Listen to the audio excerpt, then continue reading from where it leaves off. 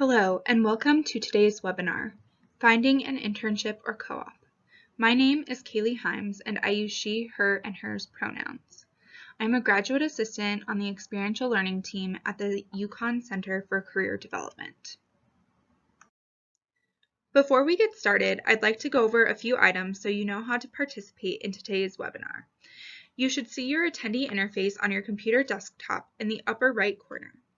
You're listening in using your computer speaker system by default. If you would prefer to join over the phone, just select Telephone in the audio pane and the dial-in information will be displayed. You will have the opportunity to submit text questions by typing your questions into the questions pane of the control panel. You may send in your questions at any time during the presentation. Since this is a previously recorded webinar, these questions will be emailed to me and answered within 3 business days. Note that a recording of today's webinar will be emailed to all webinar registrants within 24 hours. Today, I'll be reviewing the main differences between an internship and co-op, how to start searching for opportunities, how to tailor your application materials, and next steps in the searching process.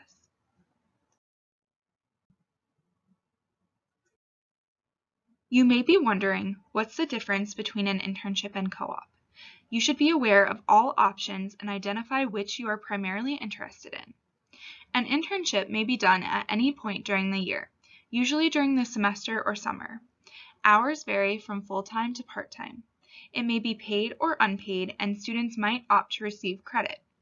Students interested in earning credit for their internship should look into credit options on our website at career.uconn.edu. During an internship, especially if it's during the academic year, students' main focus is on classwork. An internship allows for short-term participation in day-to-day functions of the organization. A co-op, on the other hand, is a 4 to 6 month full-time experience during the semester. It is always paid, and students do not earn credit for the experience. It allows students to take a semester to focus on full-time employment while still being considered a full-time student by the university. Students may take up to 6 additional credits per semester while on co-op. A co-op allows for full immersion in an organization's day-to-day function.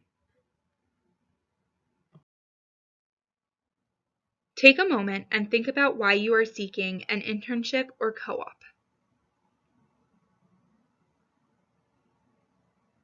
It could be to gain experience, build your resume, earn money, earn academic credit, network, or try out an industry, profession, or company.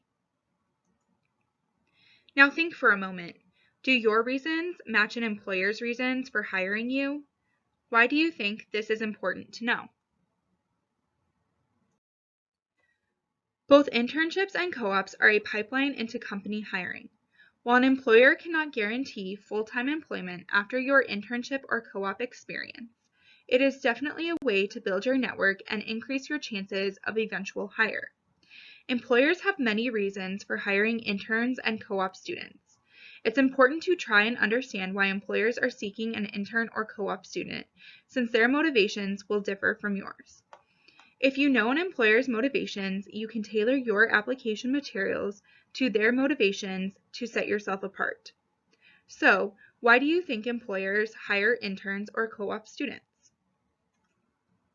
Large organizations are looking to hire interns and co-op students as a way to recruit future full-time employees, which reduces their recruiting time and cost. The internship or co-op serves as a try-on period for both the employer and the employee. Employers know that the employee will be a good fit, while the employee knows that they enjoy working at the organization and therefore stay at the organization longer. Interns and co-op students also reduce the organization's labor cost because the organization does not provide benefits or have the same liabilities like with full-time employees. Smaller and nonprofit organizations are looking to hire interns and co-op students as a way to compete with large organizations. Interns and co-op students add more people to the organization for a lower cost, thereby increasing the organization's productivity. These organizations enjoy the fresh enthusiasm and perspectives that interns and co-op students bring to the organization. Internships and co-ops are also a way for these organizations to introduce students to new industries and jobs that students may have been previously unaware of. You'll notice that these employer motivations are very different than students' motivations. Recognizing this difference is important so you can effectively market yourself in cover letters, at career fairs, in interviews, and networking events. For example, many students emphasize how an internship or co-op will be a great opportunity for them to get experience. But if you know that an employer wants to hire an intern or co-op student that's excited to learn more about the organization or industry, you can emphasize that in your cover letter instead.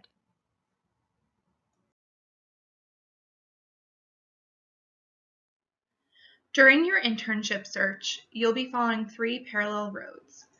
One way to find an internship is networking. Networking involves the art of connecting with others, give and take, helping one another, using communication skills, and being likable. The majority of jobs and internships are not posted online, but rather are found through referrals, connections, and networking. Sincere and genuine connection with alumni, professional organizations, and potential employers can be one avenue to finding an opportunity. Another way to find an internship or co-op is by searching. Simultaneously to finding opportunities, you will also be working on preparing materials. This presentation will cover the searching and preparing materials paths. If you want to talk more about how you can use networking in your search, meet with a career coach at the Center for Career Development.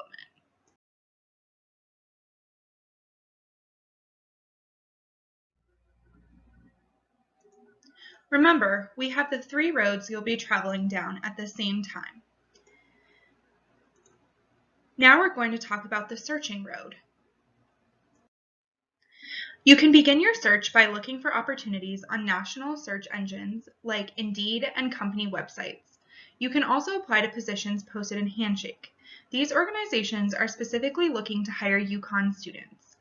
Attend career fairs to talk directly with an employer about available positions. Lastly, if you're not finding posted positions that match your interests and goals, you can approach organizations to share your interests or to create your own experience. Employers might be open to having an intern if you showcase a genuine interest in their work. In Handshake, under the Jobs tab at the top, there is a job search feature. You can filter by internships or co-ops as well as other keywords like title, major, or location.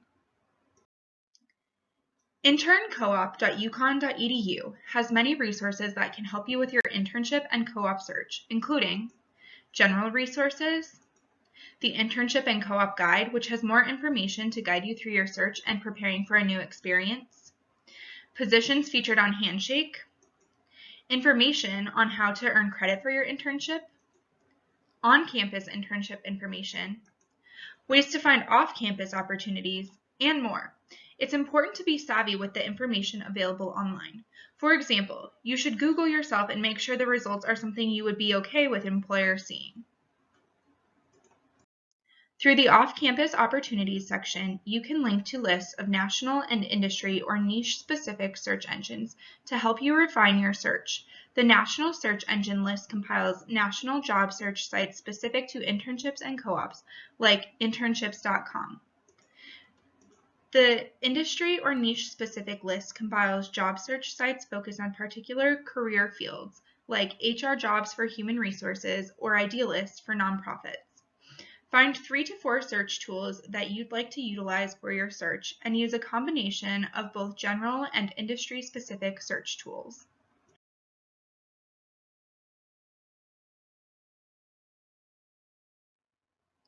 We're back to the 3 roads you'll be traveling down at the same time. Now we'll talk about preparing materials. The application materials you'll need varies by industry and company. The most common items include a resume, cover letter, references or letters of recommendation, transcripts, writing samples, and portfolio. Each document you submit to an employer should feel as if it was created just for them and be error-free. Refer to an internship or co-op posting in your desired industry, company, and profession to get a sense of what materials you should prepare. Go through the duties of the job itself. Consider whether or not it matches your skill set and interests. Check the requirements and make sure you showcase these skills and experiences in your application materials. Note that this internship wants interns to be receiving academic credit.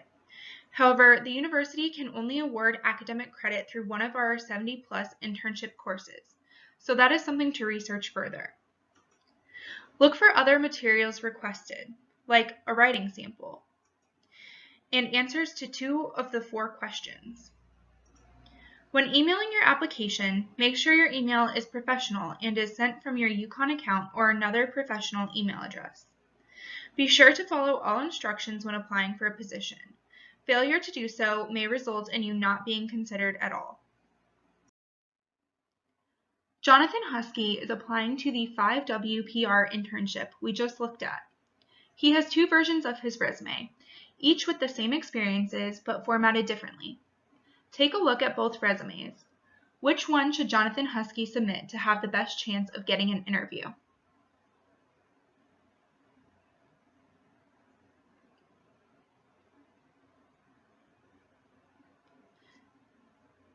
Now that you've had a moment to look at the 2 resumes, we're going to go over why we say resume B is best tailored for the 5W internship position. Jonathan Husky is applying to the 5W internship we just looked at. He has 2 versions of his resume, each with the same experiences but formatted differently. Take a look at both resumes. Which one should Jonathan Husky submit to have the best chance of getting an interview?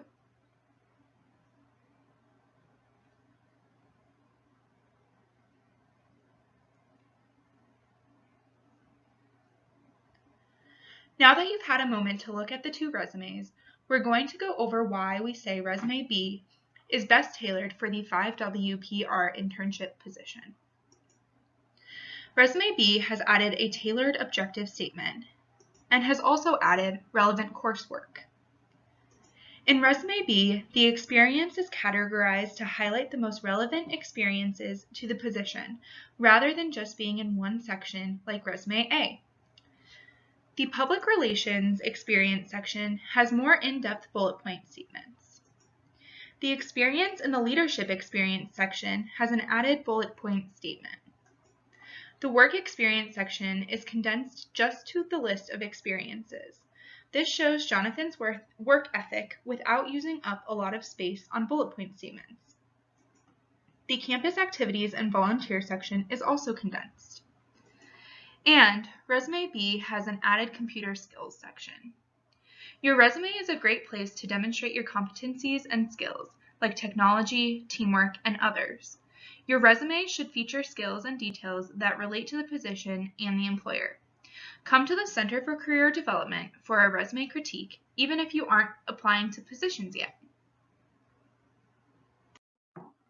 Consider following up with organizations about 2 weeks after applying. Follow-up communication should be professional and error-free. When you follow up, you should be following up to ensure that the organization received your application and materials, or to ask about their hiring timeline. You should not ask about the status of your specific application. Continue applying until you've received a formal offer, but once you have received and accepted an offer, decline others. Update your references and connections and let them know where you'll be interviewing and interning/working. Evaluate the company and make sure it's a good fit. Set goals for yourself for the experience.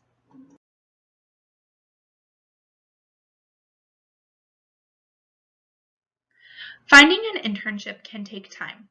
Keep a document or spreadsheet detailing each position, payment, application deadline, application requirements, correspondence, or follow-up with the company, and other pertinent information.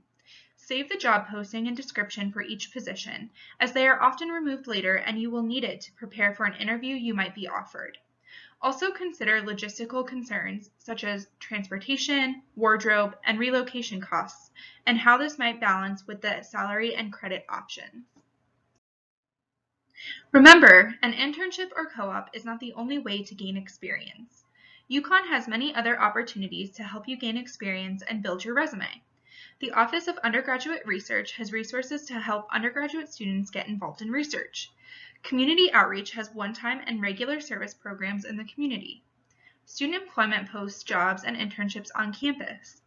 The Benton is the art museum on campus.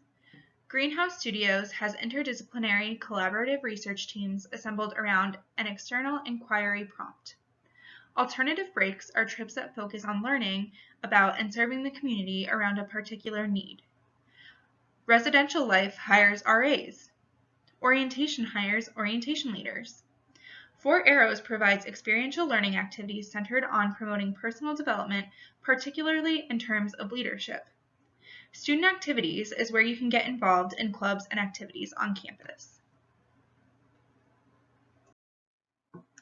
After this webinar, you can continue your search by meeting with a career coach at the Center for Career Development to discuss internship needs, scheduling an appointment for a resume and cover letter critique, searching and applying for positions using Handshake and other search tools, attending the next career fair, and by visiting interncoop.uconn.edu for updates.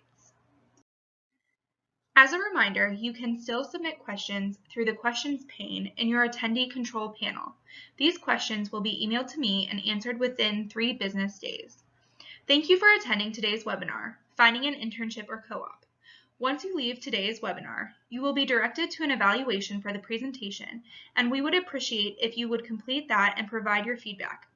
You will also receive a follow-up email within 24 hours with a link to view a recording of today's webinar. Thank you for joining us today, and have a great rest of your day.